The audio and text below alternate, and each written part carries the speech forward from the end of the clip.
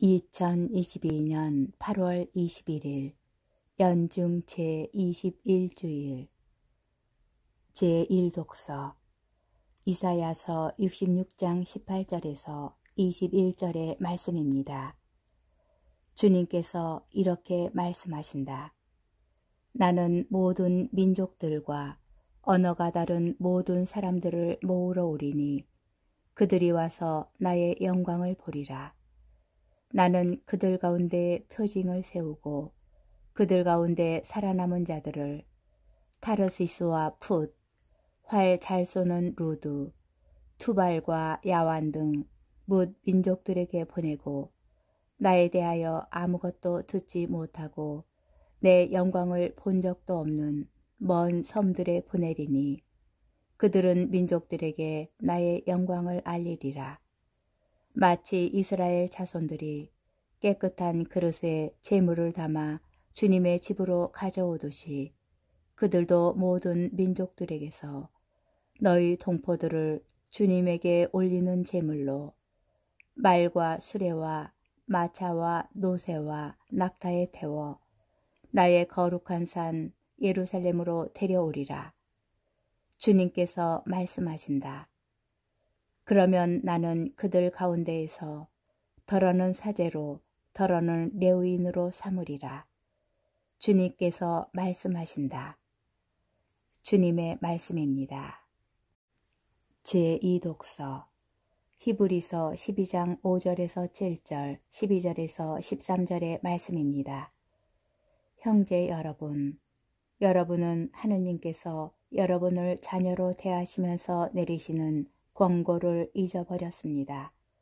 내 아들아, 주님의 훈육을 하찮게 여기지 말고 그분께 책망을 받아도 낙심하지 마라. 주님께서는 사랑하시는 이를 훈육하시고 아들로 인정하시는 모든 이를 채찍질하신다. 여러분의 시련을 훈육으로 여겨 견디어 내십시오. 하느님께서는 여러분을 자녀로 대하십니다. 아버지에게서 훈육을 받지 않는 아들이 어디 있습니까? 모든 훈육이 당장은 기쁨이 아니라 슬픔으로 여겨집니다.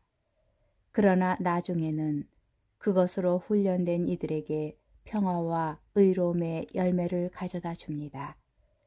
그러므로 맥 풀린 손과 힘 빠진 무릎을 바로 세워 바른 길을 달려가십시오.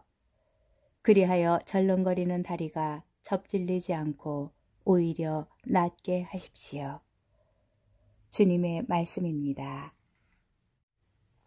복음 루카복음 13장 22절에서 30절의 말씀입니다.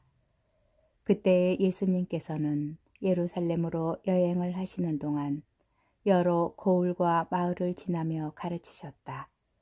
그런데 어떤 사람이 예수님께 주님, 구원받을 사람은 적습니까? 하고 물었다. 예수님께서 그들에게 이르셨다. 너희는 좁은 문으로 들어가도록 힘써라. 내가 너희에게 말한다. 많은 사람이 그곳으로 들어가려고 하겠지만 들어가지 못할 것이다.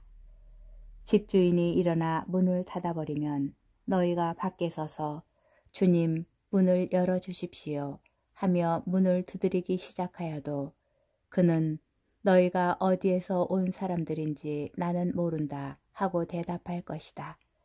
그러면 너희는 이렇게 말하기 시작할 것이다. 저희는 주님 앞에서 먹고 마셨고 주님께서는 저희가 사는 길거리에서 가르치셨습니다. 그러나 집주인은 너희가 어디에서 온 사람들인지 나는 모른다. 모두 내게서 물러가라. 불의를 일삼는 자들아 하고 너희에게 말할 것이다. 너희는 아브라함과 이삭과 야곱과 모든 예언자가 하느님의 나라 안에 있는데 너희만 밖으로 쫓겨나 있는 것을 보게 되면 거기에서 울며 이를 갈 것이다.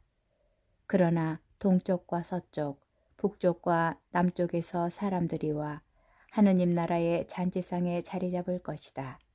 보라, 지금은 꼴찌지만 첫째가 되는 이들이 있고 지금은 첫째지만 꼴찌가 되는 이들이 있을 것이다.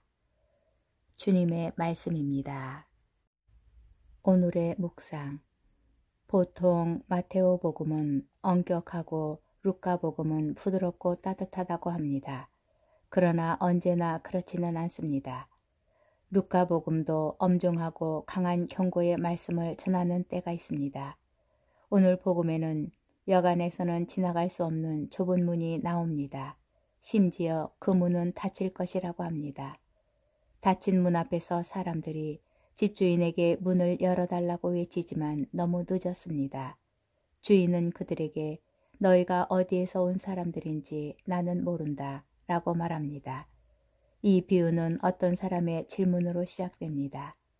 주님, 구원받을 사람은 적습니까? 예수님께서는 이에 숫자로 대답하지 않으십니다. 오늘날 많은 유사 종교와 사이비 종교가 숫자 노름으로 사람들을 현혹시키려 하는 것과 대조적입니다.